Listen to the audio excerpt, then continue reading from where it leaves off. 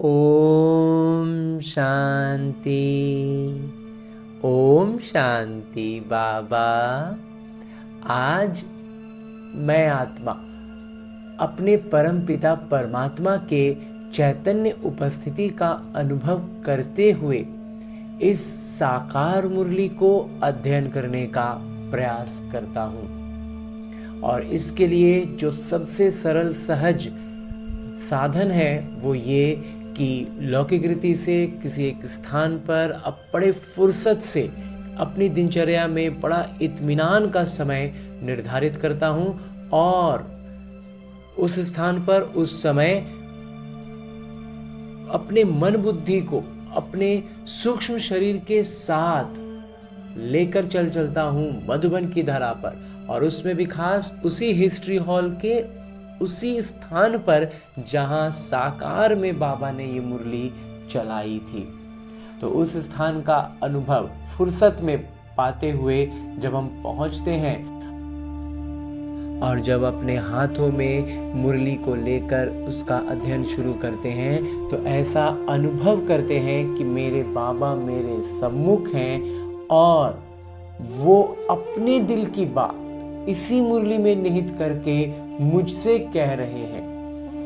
क्योंकि जब मैं अपने दिल की बातें बाबा से कहता हूँ, अपने दिल की हर बात बाबा के सामने रख देते हैं, तो फिर बाबा भी तो उसके बदले में, उसके रिस्पॉन्स में मुझसे और उसके आगे का भी बात मुझसे कहेंगे ना। जब दो लोग बैठकर बातें करते हैं तो जब मैंने अपने दिल की बातें दिन भर में जब जो होता गया बोलते गए, या अभी मुरली शुरू करने के पहले बाबा के कमरे में बैठकर हमने अपने दिल की बातें बाबा को कह दी, तो अब मेरे बाबा उसके जवाब में और मेरे लिए जो आगे आने वाला है जिसके बारे में मैं कुछ नहीं जानता, उन सब बातों को ध्यान में रखते हुए अपने बाबा की दिल की बातें बाबा इसी मुरली में निहित करके मुझसे कहते हैं।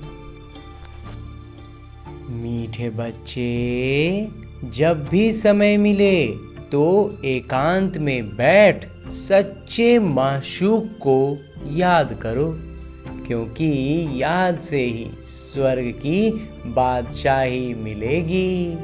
हाँ जी बाबा कहते हैं जब भी समय मिले, और वो समय कोई लंबा समय घंटा 2 घंटा वाला भी बाबा कहते हैं कि ज़रूरत नहीं है। मिनट 2 मिनट का समय जो हर एक व्यक्ति को हर किरदार में दिन भर में कई बार मिलता ही है, तो वो मिनट 2 मिनट जो समय मिले उसमें मन बुद्धि को एकांत में लाना है। लौकिक एकांत मिले ना मिले कोई फर्क नहीं पड़ता है, मन बुद्धि को एकदम से एकांत कर देना, अपने किरदार के हर एक संकल्पों से ऊपर हट जाना है। क्योंकि जो भी संकल्प आ रहे होते हैं, जो भी बातें होती हैं, वो हमारी किरदार जो हम निभा रहे हैं ना उसी से संबंधित होती हैं। अपने आप को उस किरदार से एक अभ्यास करना है कि अपने किरदार से बाहर आ जाना है। तो मैं आत्मा, तो आत्मा अपने परमपिता परमात्मा की याद में, उनकी गुणवत्ताएं और शक्तियों की याद में, विशेष याद में, वहाँ कोई प्रतिक्रिया वाली बात नहीं है।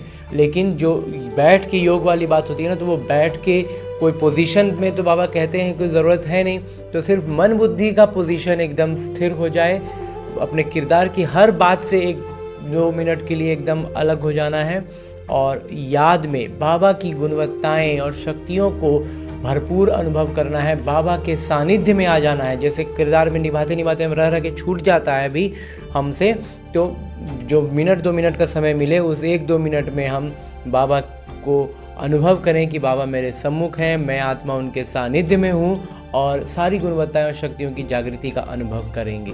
तो वो हमारी स्थिति को इतना ऊपर उठा देगा कि बाबा कहते हैं हम स्वर्ग की बादशाही के लायक होंगे, उसके बाद स्वर्ग की बादशाही हमें मिलेगी।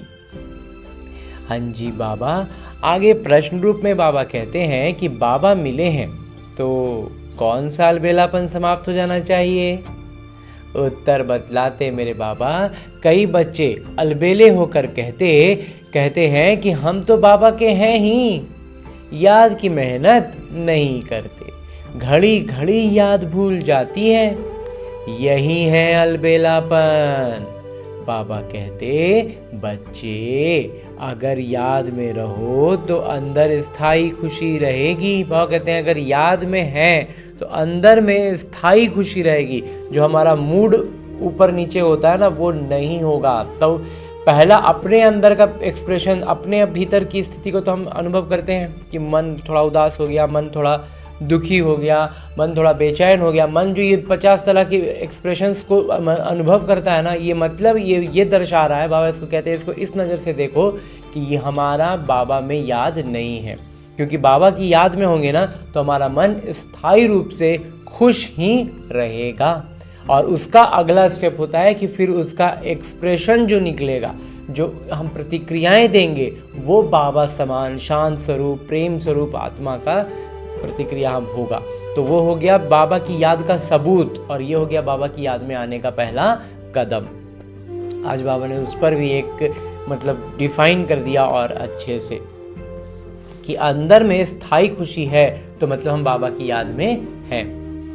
वो लौकिक काम का कोई चीज़ हो गया, कोई काम बन गया, उसकी खुशी हो रही है ना, तो वो वाली खुशी इस कैटेगरी में नहीं जुड़ेगी, उसका जोड़ा नहीं जाएगा कि आप खुश हैं। वो लौकिक रीति का कोई भी बात से खुश है तो वो खुशी की कैटेगरी में नहीं आता है। बाबा की याद के कारण खुश हैं, स्थायी वाली खुशी है, आत्मिक अनुभूति के कारण खुशी है, तो वो खुशी काउंट होगी और वो बाबा की याद में होने का हमारा अंदर से हमें कंफर्म करेगा, बताएगा कि हम बाबा की याद में हैं। बाबा कहते हैं किसी भी प्रकार का घोटका नहीं आएगा। जैसे ये बांधेलियाँ याद में तड़पती हैं, दिन रात याद करती हैं, ऐसे तुम्हें भी निरंतर याद रहनी चाहिए। हाँ जी बाबा, गीत है तकदीर जगाकर आई हूँ, ओम शांति। बाबा ने बच्चों को समझाया है, तुम भी कहते हो ओम शांति, बाबा भी कहते हैं ओम शांति, अर्थात तुम आत्माएं शांत स्वरूप हो। बाबा भी शांत स्वरूप हैं, आत्मा का स्वधर्म शांत है, परमात्मा का भी स्वधर्म शांत है। तुम भी शांति धाम में रहने वाले हो। शांति, ओम शांति से हम ये स्मृति लाते हैं कि मैं आत्मा शांत स्वरूप हूँ, मुझ आत्मा का घर शांति धाम है, इसीलिए हम एक ओम शांति कहते हैं, स्मृति दिलाने के लिए, स्मृति में आने के लिए। बाबा भी कहते हैं मैं भी वहाँ का रहने वाला हूँ, तो शांति धाम के हम रहने वाले, तो बाबा भी तो शांति धाम के ही है ना। तुम बच्चे पुनर्जन्म में आते हो, मैं नहीं आता, मैं इस रथ में प्रवेश करता हूँ, ये मेरा रथ है। शंकर से अगर पूछेंगे, पूछ तो नहीं सकते, परंतु समझो कि सूक्ष्म वतन में जाकर कोई पूछे तो कहेंगे ये सूक्ष्म शरीर हमारा है। शंकर बाबा कहते हैं कोई अगर पूछे, हालांकि पूछ नहीं सकते हैं, लेकिन अगर पूछे तो कहेंगे कि ये शरीर सूक्ष्म शरीर ही सही, लेकिन वो हमारा है। शिव बाबा कहते हैं ये हमारा शरीर नहीं है, ये हमने उधार लिया है, क्योंकि मुझे भी कर्मेंद्रियों का आधार चाहिए। पहली मुख्य बात समझानी है कि पतित पावन ज्ञान के सागर श्री कृष्ण नहीं है। श्री कृष्ण सर्व आत्माओं को पतित से पावन नहीं बनाते हैं, वो तो आकर पावन दुनिया में राज्य करते हैं। पहले राजकुमार बनते हैं, फिर महाराजा बनते हैं। उनमें भी ये ज्ञान नहीं है, जो ज्ञान अभी हमें भगवा देते हैं वो ज्ञान श्री कृष्ण के पास, लक्ष्मी नारायण के पास थोड़ी ही होगा।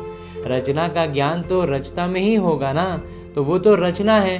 श्री कृष्ण को रचना कहा जाता है, इसलिए रचना के पास ज्ञान नहीं होगा, रचयिता के पास ज्ञान होगा। रचता पिता ही आकर ज्ञान देते हैं, और वो आते हैं। अभी इस कलयुग के अंत में संगम युग पर है, या उनके आने से संगम युग बनता है। तो अभी बाबा रच रहे हैं, कहते हैं तुम हमारे बच्चे हो, तुम भी कहते हो बाबा हम आपके हैं। कहा भी जाता है ब्रह्मा द्वारा ब्राह्मणों की स्थापना, नहीं तो ब्राह्मण कहाँ से आए?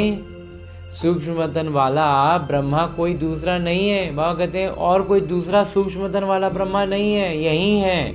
ऊपर वाला सो नीचे वाला सो ऊपर वाला, जो सूक्ष्म वतन में ऊपर है वही यहाँ स्थूल में है, और जो यहाँ स्थूल में है वही ऊपर वाला ब्रह्मा बाबा है। एक ही हैं। अच्छा, विष्णु और लक्ष्मी नारायण भी एक ही बात है, वो कहाँ के हैं? ब्रह्मा सो विष्णु बनते हैं, ब्रह्मा सरस्वती ही सो लक्ष्मी नारायण, फिर वही सारा कल्प 84 जन्मों के बाद आकर संगम पर ब्रह्मा सरस्वती बनते हैं। लक्ष्मी नारायण भी मनुष्य हैं, उनका देवी देवता धर्म है। विष्णु को भी 4 भुजाएं दे दी हैं, ये प्रवृत्ति मार्ग दिखाया है। भारत में शुरू से ही प्रवृत्ति मार्ग चला आता है, इसलिए विष्णु को 4 भुजाएं दी हैं। यहाँ है ब्रह्मा सरस्वती, वो सरस्वती अडॉप्टेड बच्ची हैं। तो अभी जो सरस्वती हैं वो कौन है? उन बाबा का अपनाया हुआ, गोद लिया हुआ एक संतान कहें, आत्मा कहें। इनका असल नाम लकीराज था, फिर इनका नाम रखा ब्रह्मा। जब बाबा ने उनको अपना आधार बना लिया, अपना उनका मन तन का आधार ले लिया, तब फिर उनको एक नाम दिया ब्रह्मा। शिव बाबा ने इसमें प्रवेश किया और राधे को अपना बनाया, नाम रखा सरस्वती। शिव बाबा ब्रह्मा बाबा के तन में आए तो उनका नाम तो इस जो किरदार निभा रहे थे उस किरदार का नाम था लकीराज, लेकिन जब बाबा ने उनको अपना बना लिया तो फिर उनका नाम रखा ब्रह्मा। और फिर उनके मुख द्वारा, उनके शरीर का आधार लेकर के जिनको भी अपनाया, सबको बाबा एक अलौकिक नाम देते थे। तो सबसे श्रेष्ठ स्थिति में जो गई, जिनको बाबा ने अपनाया, वो थी मम्मा। इनका नाम रखा बाबा ने सरस्वती। फिर बच्चों की पालना में और मम्मा की स्वस्थिति में वो इतनी श्रेष्ठ हुई कि उनको मम्मा की उपाधि हम बच्चों द्वारा दी गई, बाबा ने भी दिया। तो बाबा कहते हैं सरस्वती का ब्रह्मा कोई लौकिक पिता नहीं ठहरा। तो ब्रह्मा बाबा जो हुए वो सरस्वती के लौकिक तौर पर तो पिता नहीं न थे। शिव बाबा तो सबके पिता हैं, वही थे, तो ब्रह्मा बाबा उनके पिता नहीं हुए। इन दोनों के लौकिक पिता अपने अपने थे, दोनों अलग अलग जगह के, दोनों का अपना अपना पिता थे। अभी वो नहीं है, ये शिव बाबा ने ब्रह्मा द्वारा अडॉप्ट किया है, उनको गोद लिया है। तुम हो अडॉप्टेड चिल्ड्रन, और हम भी क्या हैं? बाबा के गोद लिए हुए संतान है ना। ब्रह्मा बाबा ने हमें गोद लिया, ब्रह्मा भी शिव बाबा के बच्चे हैं। ब्रह्मा के मुख कमल से रचते हैं, इसलिए ब्रह्मा को भी माता कहा जाता है। तो बाबा कहते हैं ब्रह्मा के मुख से हमें रचते हैं। तो लौकिक में हम सुनते थे ना कि जो ब्रह्मा जी है ना, तो ब्रह्मा के मुख से जो निकलता है वो ब्राह्मण होता है, छाती से निकलता है क्षत्रिय होता है, पेट से निकलता है वैश्य होता है, और पैर से निकलता है शूद्र होता है। ये हमें समझा दिया गया था भक्ति में, लेकिन अब समझ में आता है कि वास्तव में ब्रह्मा बाबा के मुख द्वारा जो ज्ञान निकला, जो वाणी निकली, उस वाणी को सुनने से, उनका बात समझने से जो हम बाबा का बच्चा बनते हैं, बाबा में अपनाते हैं, गोद लेते हैं। तो इसलिए ब्रह्मा मुख से जो बच्चे जन्म लेते हैं उनको ब्राह्मण कहा जाता है। तो उसका ये अलौकिक अर्थ ये है। जैसे बाबा कहते हैं तुम हो अडॉप्टेड चिल्ड्रन, तुमको भी बाबा ने अपनाया है। ब्रह्मा भी शिव बाबा के बच्चे हैं, ब्रह्मा के मुख कमल से रचते हैं, इसलिए ब्रह्मा को भी माता कहा जाता है। तो उनके तन का आधार लिया ना, इसलिए बाबा कहते हैं ब्रह्मा बाबा को भी माँ कहते थे, और फिर इधर अलग मम्मा हो गई तो इसलिए उनको बड़ी माँ भी कहते थे। और बाकी ब्रह्मा शब्द में माँ शब्द जुड़ा हुआ है, माँ। तुम मात पिता हम बालक तेरे, जो कहते हैं ना, तो तुम्हारी कृपा से सुख गनेरे, गाते हैं ना, तो कहते हैं तुम ब्राह्मण आकर बालक बने हो। इसमें समझने की बुद्धि बड़ी अच्छी चाहिए। तुम बच्चे शिव बाबा से वर्षा लेते हो। ब्रह्मा कोई स्वर्ग के रचयिता व ज्ञान सागर नहीं है। वह कहते हैं ब्रह्मा जो है ना, वो अकेले न स्वर्ग के रचयिता हैं और न ज्ञान के वो सागर हैं। ज्ञान के सागर एक ही पिता है, आत्मा का पिता ही ज्ञान के सागर हैं। हम आत्मा के जो पिता है ना, वो हैं ज्ञान के सागर। आत्मा भी ज्ञान सागर बनती है, परंतु इनको ज्ञान सागर नहीं कहेंगे, क्योंकि सागर एक ही। वह कहते हैं हम बच्चे भी ज्ञान सागर से लेते हैं तो हम भरपूर होते हैं, संपन्न बनते हैं, लेकिन सागर का जो टाइटल हम देते हैं, जानते हैं, वो होता है सिर्फ शिव बाबा के लिए। बाबा कहते हैं ज्ञान के सागर जो हैं कहेंगे सिर्फ एक को ही। तुम सब नदियां हो। हम सबको बाबा नदियों का उपनाम देते हैं। सागर को अपना शरीर नहीं है, नदियों को तो है। तो तुम हो ज्ञान नदियाँ। इसीलिए ब्रह्मपुत्रा कहते हैं नदियों में, है ना। कलकत्ता में ब्रह्मपुत्रा नदी बहुत बड़ी है क्योंकि उनका सागर से कनेक्शन है, तो उनका मेला बहुत बड़ा लगता है। तो बाबा कहते हैं ये जो गंगा नदी है ना, इसी गंगा नदी का नाम कई बार परिवर्तन होता है। बीच में जब वो चल रही होती है लगभग इलाहाबाद, प्रयागराज, बनारस और उसके पीछे थोड़ा समय तक हरिद्वार से मोटा मोटी उसका नाम गंगा है। उसके पहले उसका नाम कुछ और है, जब वो निकलती है गंगोत्री से निकलती है, लेकिन वहाँ पर उसका नाम गंगा नहीं होता। और फिर जब वो समुद्र में मिलती है तो उस वक्त भी उसका नाम गंगा नहीं होता। तो जिस वक्त वो बीच में होती है तब उसको गंगा के नाम से नदी, लौकिक तौर पर उस नदी का नाम गंगा होता है। अंत में फिर वो ब्रह्मपुत्रा नदी उसी नदी का नाम हो गया है। और वो ब्रह्मपुत्रा नदी जो होती है वो इतनी विशाल होती है, और जब वो समुद्र में मिलती है जहाँ पर ना, उस स्थान पर ये जो संक्रांति का मेला आता है ना 14 जनवरी को, उस वक्त 3 दिन का मेला लगता है, जब पूरा नदी का पानी एकदम से सूख जाता है। मतलब कहा जाता है कि पैदल चल के बीच में कोई मंदिर है, उस मंदिर में जाते हैं और फिर 3 दिन के बाद अचानक से पानी आ जाता है और फिर हम नाव से लौटते हैं, और अगर ऐसे में कोई उस बाढ़ की तरह जब पानी आया तो उसमें बह जाते हैं। तो इसीलिए कहा जाता है बाकी तीरथ बार बार, गंगा सागर एक बार। तो वही गंगा सागर जो है ना, वो गंगा नदी सागर में जहाँ मिलती है वहाँ उसका नाम ब्रह्मपुत्रा होता है। तो इसलिए, और ज्ञान की भाषा में देखें तो लौकिक तौर पर नदी जाके सागर में मिलती है, और अलौकिक तौर पर ठीक उसके विपरीत है, सागर से हम नदियाँ निकलती हैं। तो थोड़ा कोई चीज़ें एकदम मिलती हैं, कोई चीज़ थोड़ा विपरीत होती है, लेकिन मूल तौर पर हम अर्थ समझ सकते हैं। तो इसलिए वह कहते हैं कि कलकत्ता में ब्रह्मपुत्रा नदी बहुत बड़ी है क्योंकि उनका सागर से कनेक्शन है, और उनका मेला भी बहुत बड़ा लगता है। बहुत बड़ा मेला होता है बंगाल का। तो यहाँ भी मेला लगता है। तो अभी हम लोगों का, हम आत्माओं का भी तो मेला लगा हुआ है ना।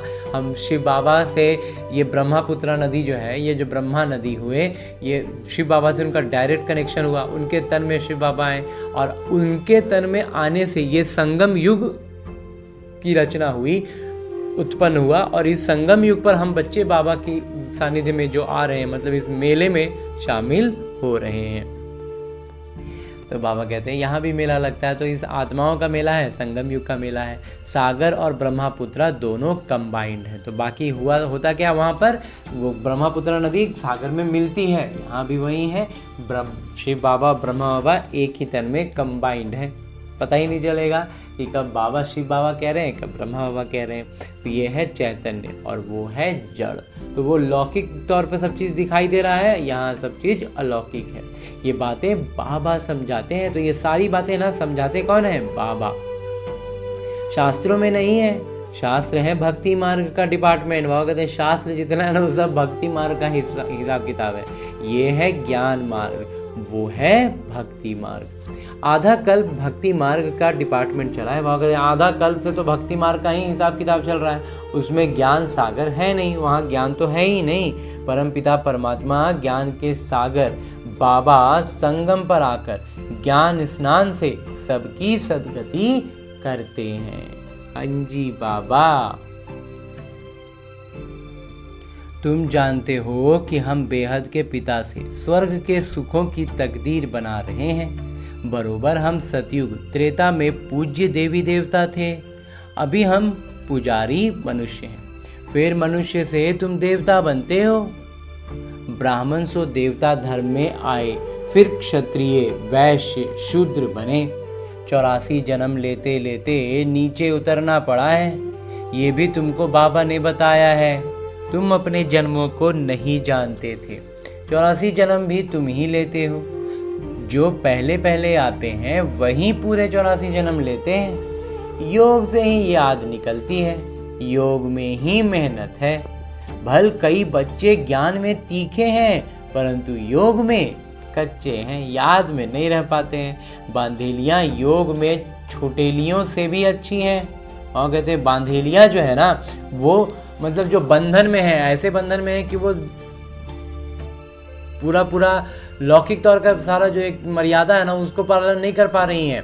लेकिन याद इतना उसका हर वो विपरीत चीज़, जो हर एक बात, हर किरदार की हर वो बात जो उनको बाबा से दूर करती है, वो उस बात को वो ऐसे लेने लगती हैं कि ये मुझे बाबा की याद दिला रहा है। तो हर वो विपरीत चीज़ उनको याद में बढ़ाता जाता है। तो उनकी याद बाबा कहते हैं छुटेलियों से, मतलब कि जो स्वतंत्र हैं, जो अच्छे से सब कुछ कर सकती हैं, कुंवारी हैं, वो उनसे भी अच्छी हो जाती है, क्योंकि उनको वैसा चैलेंजिंग सिचुएशन नहीं मिलता है ना। तो वो क्योंकि माया का स्तर अलग अलग है, जहाँ बहुत डिफ़िकल्ट सिचुएशंस आती हैं वहाँ पर या तो हम छूट जाते हैं या तो और कस के बाबा को पकड़ लेते हैं, और या तो जो छोटे छोटे होते हैं उनको पता ही नहीं चलता है, और कैसे धीरे धीरे सूक्ष्म स्तर पर महीन महीन बातों में, इधर उधर की बातों में कैसे कैसे करके समय बीत रहा है और पता भी नहीं चल रहा है। बाबा की उतनी अच्छी याद में हम नहीं रह पा रहे हैं। इसलिए बाबा कहते हैं कि जो चैलेंजिंग सिचुएशंस वाले होते हैं ना, वो और अच्छे याद में रह पाते हैं कई बार। बाबा कहते हैं वो तो शिव बाबा से मिलने के लिए रात दिन तड़पती हैं। तुम मिले हो, हमको तो मिल गए ना भगवान। तुमको कहा जाता है याद करो, तो तुम घड़ी घड़ी भूल जाते हो। तुमको तूफान बहुत आते हैं, वो याद में तड़पती हैं, तुम तड़पते नहीं हो। बाबा कहते हैं जो बांधेड़ियाँ होती हैं, जिनका चैलेंजिंग किरदार होता है ना, एकदम विपरीत परिस्थितियाँ होती हैं, वो बहुत तड़पती हैं, उनको वो उनकी बाबा की याद और बढ़ती है। लेकिन जो बाबा को सहजता से जिनको बाबा मिलते रहते हैं, उनका किरदार में उतना चैलेंजिंग सिचुएशंस नहीं होते हैं ना, तो उनमें अंदर वो तड़प नहीं होती है। उन्हों का घर बैठे भी ऊंच पद हो जाता है। तो जो बांधेलियाँ होती हैं ना, बाबा कहते हैं उनका घर बैठे भी ऊंच पद हो जाएगा, क्योंकि याद में वो बहुत ऊपर चली जाती हैं। तुम बच्चे जानते हो, बाबा की याद में रहने से हमको स्वर्ग की बादशाही मिलेगी। जैसे बच्चा गर्भ से निकलने के लिए तड़पता है, वैसे बांधेलियाँ तड़पते तड़पते पुकारती हैं, शिव बाबा इस बंधन से निकालिए ना बाबा। तुम दिन रात याद करती हैं, तुमको बाबा मिले हैं तो तुम अलबेले बन पड़े हो। और जिनको उतना विपरीत परिस्थितियाँ नहीं हैं, उनके लिए बहुत अच्छा अवसर है कि मतलब सब कुछ सुगम है, साधारण है, सौम्य है। कोई बहुत बड़ी कोई परिस्थिति, कोई ऐसा चैलेंजिंग कुछ नहीं है कि वो बाबा के ज्ञान में आगे बढ़ सकें, आगे मतलब बहुत कुछ सेवा और इस तरह का हर काम कर सकें। जिनके साथ ऐसा प्रॉब्लम नहीं है ना, बाबा कहते हैं, वो क्या बोलते हैं, बाबा उनको कहते हैं कि तुम अलबेले बन पड़े हो। वो उनको क्या बता रहे हैं, हम तो बाबा का है ये हैं, हम तो बाबा की याद में रहते ही हैं। सिर्फ ऐसे मुख से कह देने से हल्के हल्के में कोई मतलब बाबा का एक तरह से कहे ना, तो वो हालांकि डिससर्विस नहीं हुआ, लेकिन अपने लिए देखें तो वो अपना डिससर्विस कर रहे हैं। हम खुद के लिए वो ऐसा कर दे रहे हैं कि हमें मिल रहा है हीरा और हम बस मतलब लाख रुपए का चीज़ मिल रहा है और हम बोल रहे हैं कि ठीक है ना, हम 1000 मिल गया ना, बस बहुत है। हम 1000 का एक जैसे 1 लाख का गड्डी बनाने के लिए 1000 का नोट का 100 पीस का पैकेट बनेगा, उसको गड्डी कहते हैं साधारण भाषा में।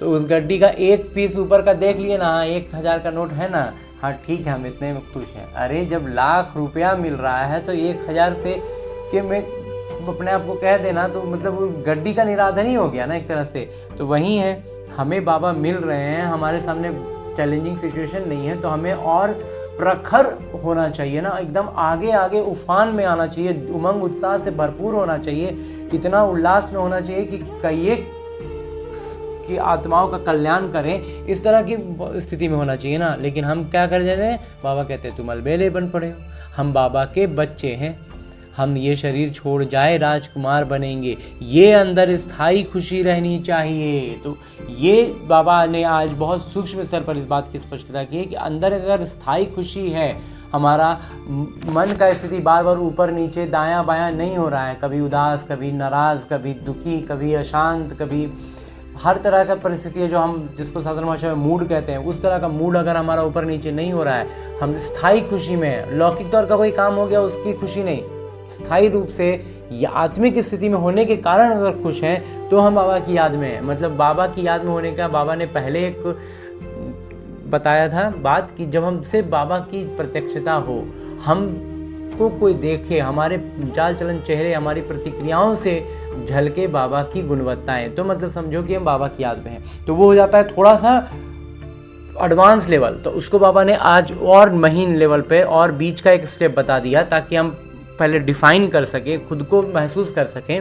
उसके लिए बाबा ने बताया कि अंदर स्थायी खुशी रहेगी ना, तो समझो कि हम बाबा की याद में हैं। और फिर उसका अगला स्टेप होगा कि हमसे वो प्रतिक्रियाएं निकलेंगी जो दूसरों तक बाबा की प्रत्यक्षता कराएगी। हम बाबा के बच्चे हैं, बाबा की गुणवत्ताएं हमसे झलकेंगी, तब मुहर लगेगा कि हम बाबा की याद में हैं। ये जो आज बाबा बता रहे हैं, इससे खुद को हम पहचान सकेंगे, खुद का मन का स्थिति से समझ में आएगा। मन अगर ऊपर नीचे हो रहा है स्थिति, मतलब हम बाबा की याद में नहीं, एकदम सीधा एक स्टेप में, इसमें फिर इधर उधर कुछ नहीं। अगर मन की स्थिति ऊपर नीचे हुई, मतलब हम बाबा की याद में नहीं हैं। और अगर मन की स्थिति में स्थायी खुशी है, मतलब हम बाबा की याद में हैं। बाकी मुख से कहने का तो कोई अर्थ रहा ही नहीं। तो इसलिए बाबा कहते हैं याद से खुशी में बहुत रहेंगे। और ऐसा वैसा नहीं, खुशी बहुत रहेगी। याद नहीं करेंगे तो गुटखा खाते रहेंगे। आधा कल्प तुमने रावण राज्य में दुख देखा है, अकाले मृत्यु होता आया है। दुख तो है ही है, भल कितना भी साहूकार हो, दुख तो होता है, अकाले मृत्यु हो जाती है। सतयुग में ऐसे अकाले नहीं मरते, कभी बीमार नहीं होंगे। समय पर बैठे बैठे आप ही एक शरीर छोड़ दूसरा ले लेते हैं, उसका नाम ही है सुखधाम। अभी अकाले मृत्यु होती है, उस वक्त ऐसा नहीं होगा। एकदम शरीर एकदम सब कुछ अच्छा स्वस्थ है, समय हुआ विदाई लिए, एक शरीर छोड़कर दूसरा में गए, ऐसे होगा।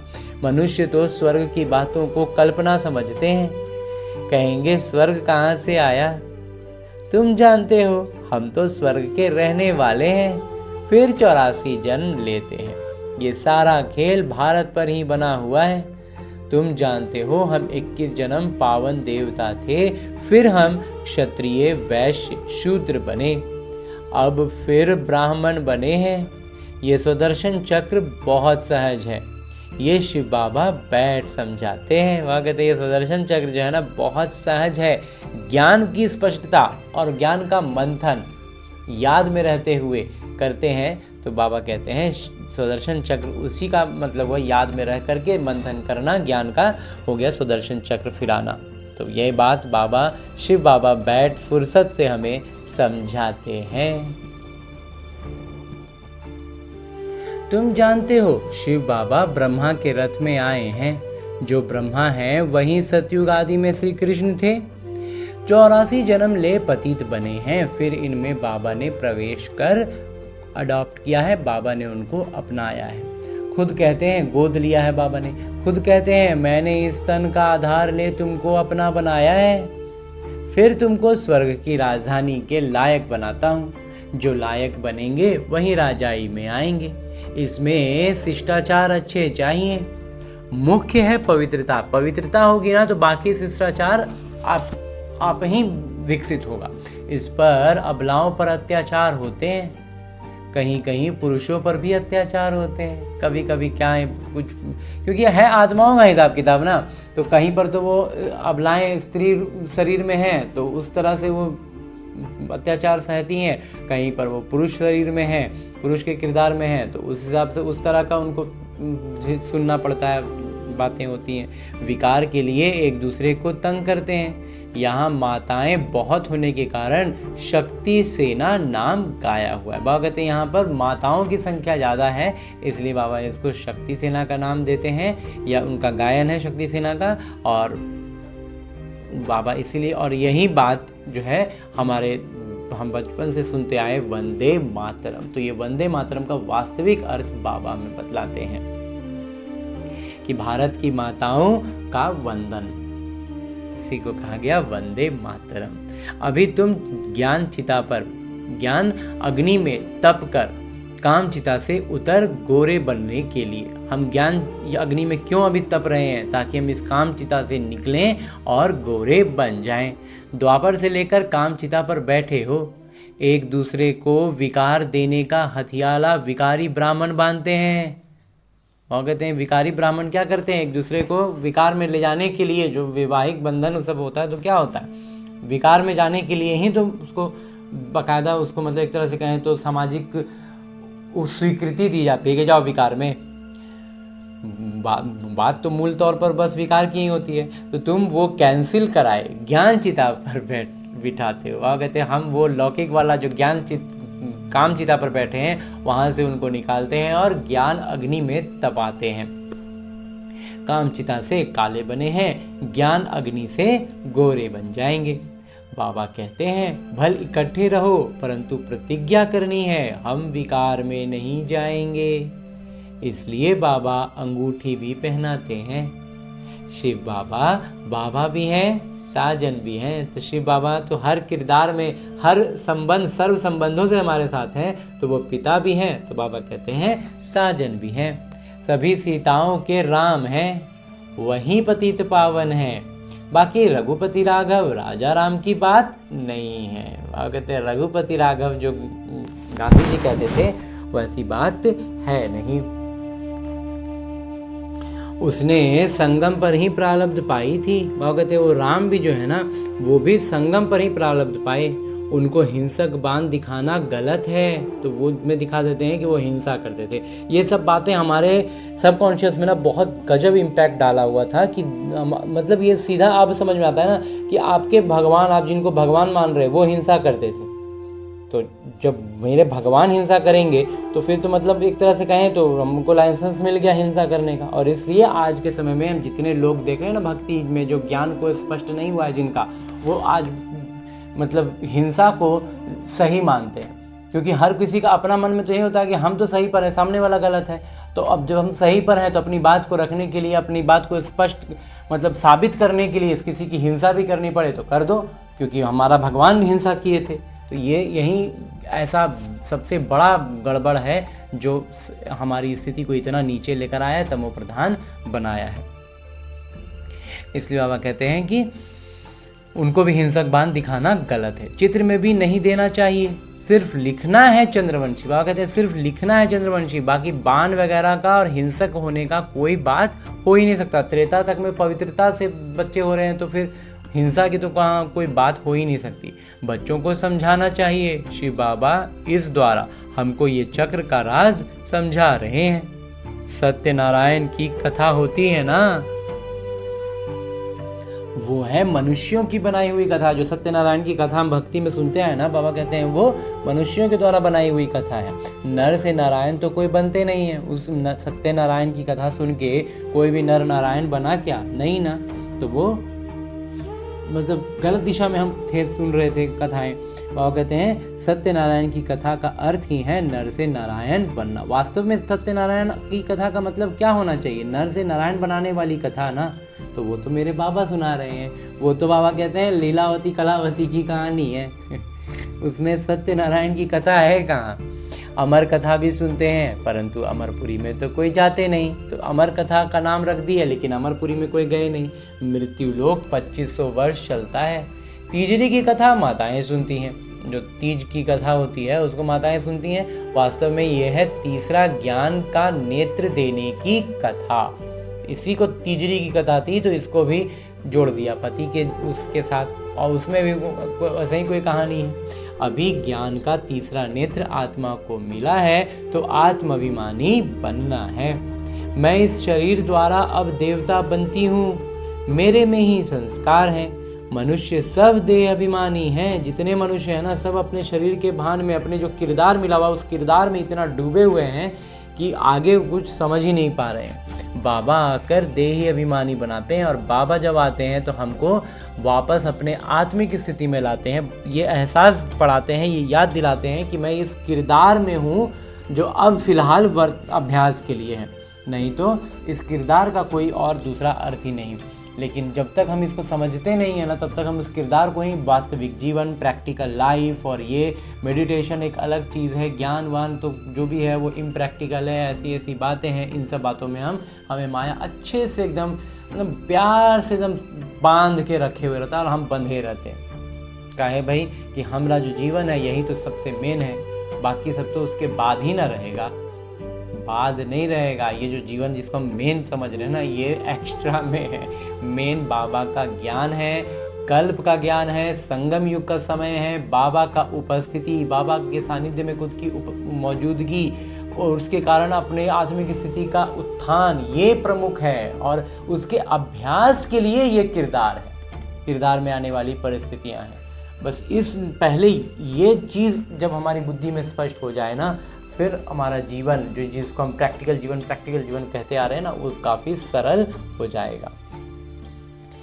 बाबा कहते हैं लोग फिर कह देते हैं आत्मा परमात्मा एक है, तो उस अज्ञानता में क्या कह देते हैं, आत्मा परमात्मा एक है, परमात्मा ने ये सब रूप धारण किए हैं। बाबा कहते हैं ये सब गलत है, इसको मिथ्या अभिमान या मिथ्या ज्ञान कहा जाता है। ये जो दशा अवतार सब दिखाते हैं ना, दिखलाते हैं कि भगवान का ही इतना अवतार था, इतना रूप लिए, मछली अवतार और सुअर अवतार, ये सब जो दिखाते हैं ना, ये सब हमारी सबकॉन्शियस में गंदगी भरने के लिए, हमें कंफ्यूज करने के लिए, हमें नीचे लाने के लिए हमें हमारी बुद्धि में डाला गया है। वास्तविकता में बाबा स्पष्ट शब्दों में कहते हैं कि मनुष्य आत्माएं मनुष्य आत्मा में ही रहेंगी, मनुष्य शरीर में ही आएंगी, जन्म कम बेसी होगा, 84 जन्म वाले कम बच्चे हैं, और मतलब जैसे जैसे पीछे से आने वाली आत्माएं लगातार उनकी जन्म का संख्या कम बेसी होगा, और दूसरा उनकी स्थिति कर्मों के हिसाब किताब के अनुसार जानवर से भी बदतर स्थिति में आज हम देख रहे हैं, इन आँखों से देख रहे हैं कितनी बदहाली में जीवन जी रहे हैं। वो मनुष्य ही हैं लेकिन कितनी बदहाली में है, तो वो जो है ना, उसको समझने के लिए हम समझ सकते हैं कि उस तरह का बोल दिया गया कि ऐसा नीचा, लेकिन मतलब बहुत बुरी स्थिति, लेकिन इसका मतलब ये नहीं कि मनुष्य जानवर बन जाते हैं, एक्चुअली जानवर का शरीर लेते हैं, ऐसा बिल्कुल नहीं है। तो ये जो हमें दिखलाते हैं दशावतार वाली कहानी, छोटा सा एक उदाहरण ब्रह्मा कुमार को, उदाहरण नहीं बाकायदा सत्य है कि ये जो दिखलाते हैं कि दशावतार है, ये हमें वही जो वो बोला ना, एक व्यक्ति का नाम था ना जो चार्ल्स डार्विन, जिसने हमें समझा दिया कि बंदर से हम इंसान बने हैं। वास्तव में इसमें तो कोई सच्चाई है नहीं, और ये बात वो खुद कब बोलता है। एक किताब में उसने लिखा कि बंदर से इंसान बने, अगली ही किताब में उसने स्वीकारा है कि ऐसा कुछ उसको मतलब सबूत नहीं है, और कुछ वो उसका वो नहीं, बस उसका एक मन का एक ख्याल था, और उस ख्याल को हमें हमारी बुद्धि में एकदम से इम्पैक्ट डाल दिया गया, इतना तेज़ी से, इतना अच्छे से मुहर लगा कर घुसा दिया गया कि हम तो उसको परमानेंट मान लिए। अब बाकी बातें हम उसके अनुसार सोच रहे हैं, तो उसी बात को इम्पैक्टफुली डालने के लिए दशावतार वाली बात हमारी बुद्धि में डाली गई है कि भगवान मतलब सबसे पहले मछली, फिर और ये और वो और सुअर और ये इस तरह का करते करते डेवलप होते होते इंसान बने। तो वास्तव में ऐसा कुछ भी नहीं है। वो दशावतार को उसी जो बात है ना, बंदर से इंसान और बंदर के भी पहले की प्रजातियां वहीं धीरे धीरे डेवलप होते हुए, क्या फिलॉसफी दिया, डेवलप होते हुए इंसान बना है। तो इसलिए हम आज भी जो अपनी स्थिति हमारी जो नीचे जा रही है ना, उसको हम ऊपर मान रहे हैं। जितना लगातार हम नीचे जा रहे हैं, बदहाली की तरफ जा रहे हैं, उतना ही हमारी बुद्धि में डाल दिया है हम ऊंचाई की तरफ, हम डेवलप कर रहे हैं। बस इसी कारण से हम हर बुरा काम कर रहे हैं ताकि हम डेवलप हो सकें, और यही उल्टा मैकेनिज़्म हमें लगातार खराब पर खराब, पतित पर पतित बनाते जा रहा है। इस बात को जब हम समझ जाएंगे ना कि वास्तव में हम ऊपर से नीचे गिर रहे हैं, तो हम वहीं पर अपने कदम रोक पाएंगे। इसलिए बाबा कहते हैं कि ये जो बात है ना, ये सब गलत है। बाबा कहते हैं ये सब गलत है, इसको मिथ्याभिमान या मिथ्या ज्ञान कहा जाता है। बाबा बतलाते हैं मैं बिंदी मिसल हूँ, तुम भी नहीं जानते थे, ये भी नहीं जानते थे, ना हम जानते थे, ना ब्रह्मा बाबा जानते थे कि हम वास्तव में एक आत्मा है जो बिंदी स्वरूप है। अभी बाबा समझाते हैं इसमें संशय नहीं आना चाहिए। बाबा कहते हैं बाबा पर निश्चय होगा ना, तो फिर बाबा की हर बात में निश्चय होगा। तो इसलिए बाबा कहते हैं अब जब बाबा ये बात समझा रहे हैं तो इसमें निश्चय होना चाहिए, संशय नहीं आना चाहिए।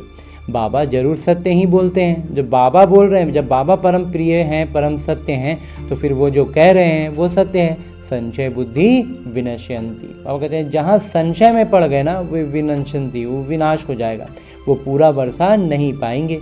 आत्माभिमानी बनने में ही मेहनत है। खाना पकाते बुद्धि बाबा की तरफ लगी रहे। कोई भी लौकिक काम कर रहे हो ना, बुद्धि बाबा में लगा रहे। हर बात में ये अभ्यास करनी चाहिए। रोटी बेलते अपने माशूक को याद करते रहना, ये अभ्यास हर बात में चाहिए। बाबा कहते हैं छोटा छोटा काम, बाबा 2-4 दिन पहले बाबा ने कहा था बर्तन धो रहे हैं, कपड़े धो रहे हैं, उसमें भी बाबा की याद। रोटी बेल रहे हैं ना, बाबा कहते हैं रोटी बना रहे हैं, रोटी बेल रहे हैं, तो बाबा की याद। बाबा कहते हैं जितना समय फुर्सत मिले याद करना है। तो लौकिक ऐसे काम जिसमें हमें मुख से किसी से मतलब कम्युनिकेट नहीं करना है, बस अपने आप में काम करना है, चाहे वो कोई भी काम हो, उस काम में हम बाबा की याद आसानी से याद में रह के कर पाते हैं। और बाकी फुर्सत अगर मिला कि कोई काम ही नहीं है, एक दो मिनट के लिए कुछ इंतजार कर रहे हैं, कुछ भी इस तरह का कोई भी सिचुएशन, हर व्यक्ति का हर किरदार के हिसाब से अलग अलग होता है, लेकिन एक दो मिनट का फुर्सत तो हर किसी को हर समय मिलते रहता है। तो उस एक दो मिनट का फुर्सत में भी बाबा कहते हैं तो ये याद करना एकदम, उस समय तो एकदम से एक तरह से कहें तो एकदम शरीर छोड़ के निकल जाना है एकदम परम धाम, ऐसा अभ्यास करना है। और हम ऐसा करते जाएंगे तो हमारी स्थिति लगातार बेहतर होती जाएगी। याद से ही तुम सतो प्रधान बनेंगे। 8 घंटा कर्म के लिए छुट्टी है। बाबा कहते हैं 8 घंटा, बाबा कहते हैं 24 में से 8 घंटा तुम लौकिक काम के लिए रखो, लेकिन स्थिति ऐसी रखो और आदत ऐसी बनाओ, अभ्यास ऐसा करो कि उस काम में भी जब भी मतलब बैकग्राउंड वाला काम है, बैक ऑफिस टाइप का काम है, या फिर इस तरह का काम है जिसमें हम किसी को कुछ बोलते नहीं रहना है, कुछ ऐसा करते नहीं रहना है, तो बुद्धि बाबा की याद में रहे। और दूसरा है कि बाकी का 8 घंटा पूरी तरह से याद में रहे, और 8 घंटे जो होते हैं वो तो सोने और नित्य क्रिया के लिए हैं ही। इसलिए बाबा ने 24 घंटे को 8-8 घंटे के 3 हिस्सों में बांटा हुआ है। एक होता है सोने और नित्य क्रिया के लिए, एक है लौकिक काम के लिए, और एक 8 घंटा बाबा कहते हैं पूरी तरह से याद में रहने के लिए। बाबा कहते हैं बीच में भी एकांत में जाकर बैठना चाहिए। तो तुम्हें सबको बाबा का परिचय भी सुनाना है, तो बाकी सेवा वगैरह भी जो है आज नहीं सुनेंगे तो कल सुनेंगे। बाबा कहते हैं तुमको परिचय देना है, बाबा का ज्ञान सुनाना है। अगर आज नहीं सुन रहे हैं तो कल तो सुनेंगे, हमें लगे रहना है। बाबा स्वर्ग स्थापन करते हैं, हम स्वर्ग में थे, अभी फिर नरकवासी हुए हैं। अभी हम नरकवासी हो गए, लेकिन थे तो स्वर्ग में ना। अब फिर बाबा से वर्षा मिलना चाहिए। भारतवासियों को ही समझाते हैं, बाबा आते भी भारत में ही हैं। देखो तुम्हारे पास मुसलमान लोग भी आते हैं, वो भी सेंटर संभालते हैं। बाबा कहते हैं मुसलमान भाई बहनें भी ऐसे हैं ना जो बाकायदा पूरा सेंटर संभाल रहे हैं। तो इसलिए इसीलिए इस ब्रह्मा कुमार का स्पष्ट मंथन रहा है कि कौन किस किरदार में है ना। किरदार का मतलब लौकिक तौर पर वो हिंदू है, मुसलमान है, अमीर है, गरीब है, कोई फर्क नहीं पड़ता है, वो बस एक किरदार है। आत्मा में कितनी शुद्धि, आत्मा में कितना याद में की कशिश है, और वो कितना पवित्रता की धारणा में है, वो सारा मदार उस पर है। इसलिए कौन क्या है लौकिक तौर पर बिल्कुल फर्क नहीं पड़ता। बाबा कहते हैं शिव बाबा को याद करो। सिख भी आते हैं, क्रिश्चियन भी आते हैं, आगे चलकर बहुत आएंगे। बाबा कहते हैं अभी सब धर्म के हैं, सिख भी हैं, मुसलमान भी हैं, क्रिश्चियन भी हैं। बाबा कहते हैं अभी आगे समय आएगा ना तो अभी और भी आएंगे। ये ज्ञान सब के लिए है, क्योंकि ये है ही सहज याद और सहज वर्षा बाबा का। परंतु पवित्र तो जरूर बनना पड़ेगा। लेकिन बाबा कहते हैं इसमें याद में आगे बढ़ने के लिए, परिचय तक तो ठीक है, उसके आगे बढ़ने के लिए पवित्र तो जरूर बनना पड़ेगा। दे दान तो छूटे ग्रहण, तो विकारों का बाबा कहते हैं दान दे दो ना। अभी भारत पर राहु का ग्रहण है, फिर बृहस्पति की दशा शुरू होगी 21 जन्मों के लिए। पहले होती है बृहस्पति की दशा, फिर चक्र की दशा, सूर्यवंशियों पर बृहस्पति की दशा, चंद्रवंशियों पर चक्र की दशा कहेंगे। फिर दशा कमती होती जाती है। सबसे खराब है राहु की दशा। बृहस्पति कोई गुरु नहीं होता है, वो दशा है वृक्षपति की। वास्तव में जो ग्रह नक्षत्र है ना, ये एक तरह से कहें तो भाषा है, हमारे आत्मिक जो कर्मों का हिसाब किताब है ना, उसको पढ़ने की भाषा है ये। शनि, शुक्र, राहु, गुरु, चंद्रमा, ये सब जो होते हैं ना कुंडली में, ये सब सिर्फ एक भाषा कहें, बस उसका एक डिनोट करने का एक बिंदु है, एक नाम है। वास्तव में बृहस्पति जो लौकिक तौर पर जो बृहस्पति ग्रह एक बताता है हमें विज्ञान, वो कोई गुरु थोड़ी है, वो एक ग्रह है, वो कोई गुरु थोड़ी हो सकता है। बाबा कहते हैं वो वास्तव में वो जो कुंडली में बृहस्पति की दशा बताते हैं ना, वो है वृक्षपति, यानी ब्रह्मा बाबा की।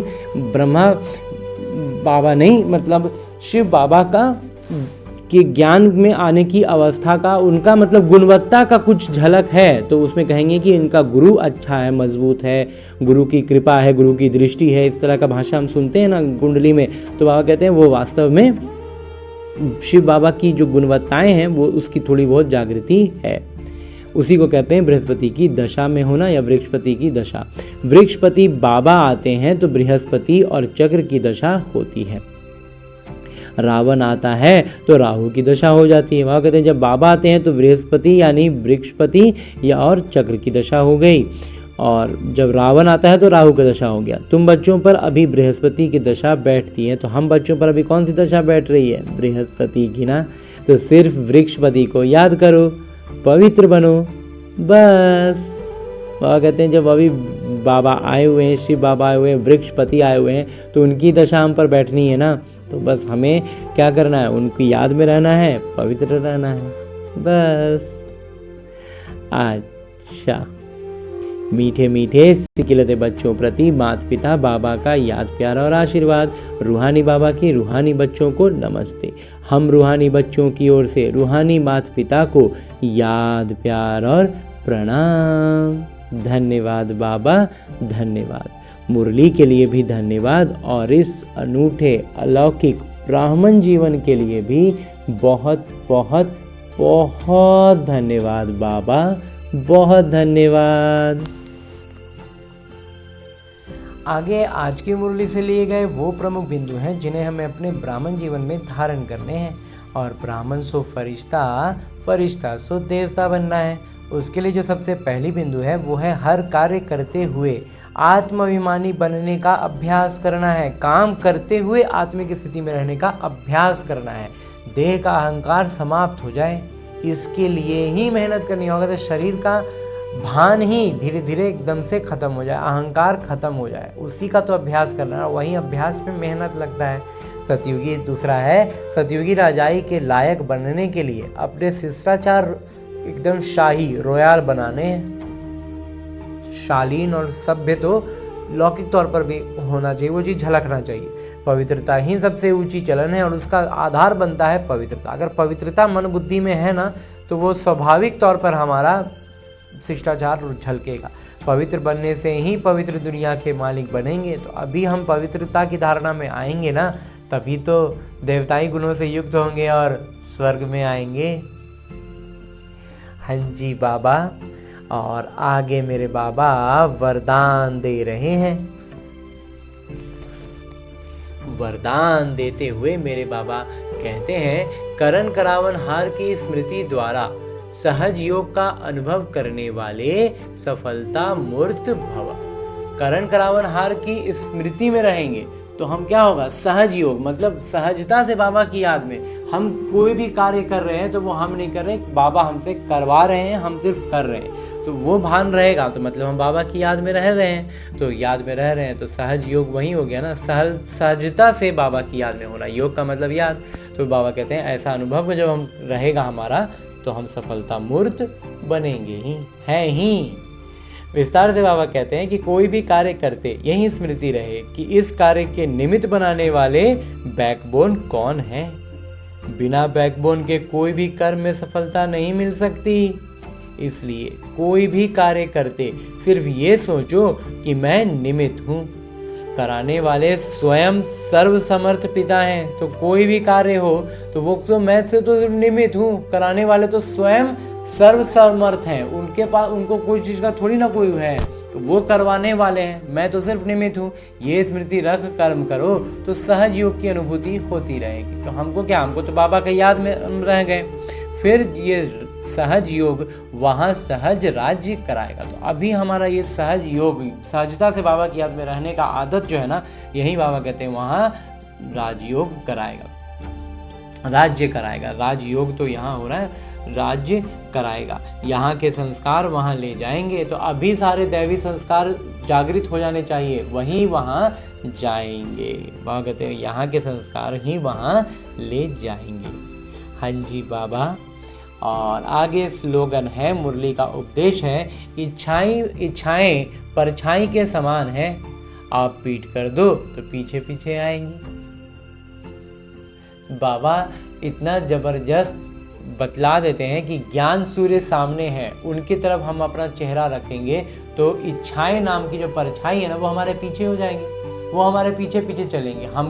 और लेकिन अभी लौकिक तौर पर क्या हो रहा है, हम परमात्मा के ज्ञान के ठीक विपरीत दिशा में, मतलब परमात्मा ज्ञान सूर्य को हम अपने पीठ पर रखे हुए, पीछे रखे हुए, तो इच्छाएं की जो परछाई है वो हमारे आगे आगे दौड़ रही होती है, हम और तेज़ी से दौड़ते हैं, वो और तेज़ी से आगे बढ़ता है और हम परमात्मा से दूर होते जाते हैं। लेकिन जब हम अपनी दिशा बदल देते हैं, परमात्मा पिता ज्ञान सूर्य हमारे सम्मुख होते हैं, तो इच्छाएं पीछे रह जाती हैं, वो हमारे पीछे पीछे आती हैं, हम उसके पीछे एक कदम भी नहीं चलते। हाँ जी बाबा। और आगे अभी तक हमने परम पिता परमात्मा के इस अमूल्य अलौकिक साकार मुरली को परमात्मा के ही चैतन्य उपस्थिति में अध्ययन करने का प्रयास किया और उनकी उपस्थिति का अनुभव भी किया ना। अब मेरे बाबा इसी अव्यक्त स्वरूप में स्थित रहकर एक इशारा देते हैं कि महान बनने के लिए मधुरता और नम्रता का गुण धारण करो। और मधुरता और नम्रता का गुण धारण करने के लिए जो विशेष इशारे हर दिन अलग अलग आयामों से बाबा दे रहे हैं, उसमें आज के लिए बाबा ने जो इशारा दिया है वो है कि मधुरता ऐसी विशेष धारणा है जो कड़वी धरनी को भी मधुर बना देती है। आप सभी को बदलने का आधार बाबा के 2 मधुर बोल हैं। बाबा कहते हैं आप में भी जो परिवर्तन आया वो क्या चीज़ से आया, बाबा के 2 मधुर बोल से आया ना। तो मीठे बच्चे, तुम मीठी शुद्ध आत्मा हो, इन 2 मधुर बोल ने ही बदल दिया, मीठी दृष्टि ने बदल दिया। ऐसे ही मधुरता द्वारा औरों को भी मधुर बनाओ, ये मुख मीठा करो, सदा इस मधुरता की सौगात को साथ रखो, इसी से सदा मीठे रहेंगे और मीठा बनाएंगे। अंजी बाबा। और अब हमने परम पिता परमात्मा का इतना श्रेष्ठ ज्ञान मुरली को उनकी चैतन्य उपस्थिति में अध्ययन किया, उनसे वरदान प्राप्त किया। इशारे अव्यक्त रूप में स्थित होकर बाबा ने जो इशारा दिया उसे भी जान लिया। अब हमें करना क्या है, हमें अपने इस लक्ष्य को याद रखना है कि हमें लक्ष्मी नारायण बनना है, विश्व महाराजा बनना है। तो करना क्या है, इन सारी ज्ञान की बातों को वास्तविक जीवन में अपनाना है। और ये वास्तविक जीवन भी कहना एक तरह से गलत होगा, क्योंकि ये जो मेरा लौकिक जीवन है ये बस और बस मेरे अभ्यास के लिए है।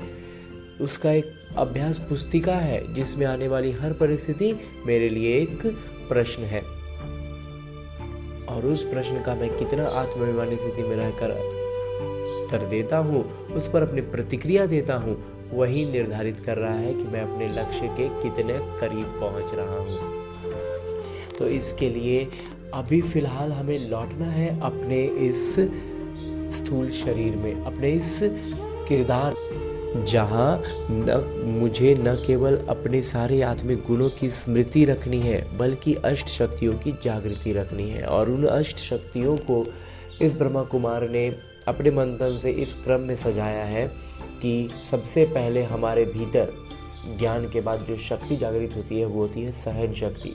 जब हम ज्ञान की महीन बातों को नहीं समझ पाते हैं, कुछ स्पष्ट नहीं हो पाता है, या जहाँ पर भी जिस भी परिस्थिति में हम स्पष्टता में थोड़ा भी उलझते हैं, तो अगर लेकिन निश्चय पूरा होता है तो हम सहन शक्ति की जागृति के साथ हर परिस्थिति को पार कर पाते हैं। उसके बाद जो जागृत होती है वो होती है परखने की शक्ति, और उसी के साथ साथ निर्णय करने की शक्ति।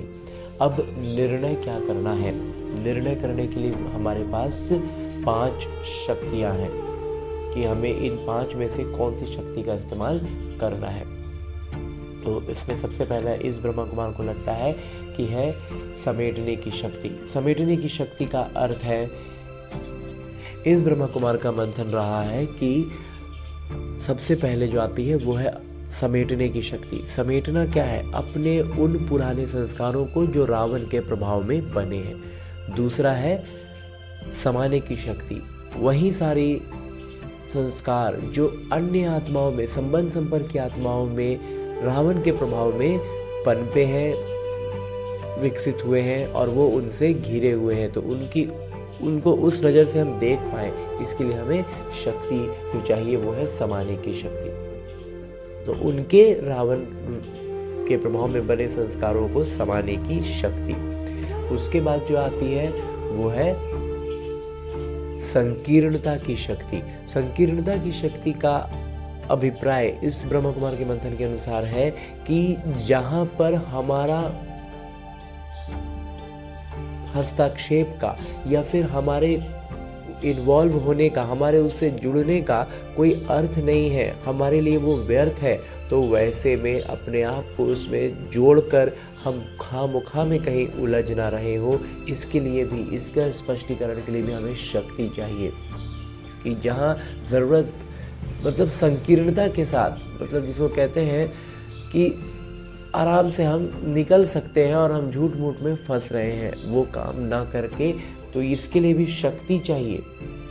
तो वही है संकीर्णता की शक्ति। उसके बाद जो है वो है सामना करने की शक्ति। तो ये भी हमें परखना होगा ना कि हम यहाँ से एकदम, मतलब बिना किसी जुड़ाव के एकदम सीधे निकल सकते हैं या फिर हम निकल नहीं सकते, तो हमें उसका सामना करना ही है। तो हम उस परिस्थिति का, उन बातों का अच्छे से सामना कर पाए, उसके लिए भी हमें जो शक्ति चाहिए वही है सामना करने की शक्ति। और उसके बाद जो एक शक्ति है उसका नाम है सहयोग की शक्ति।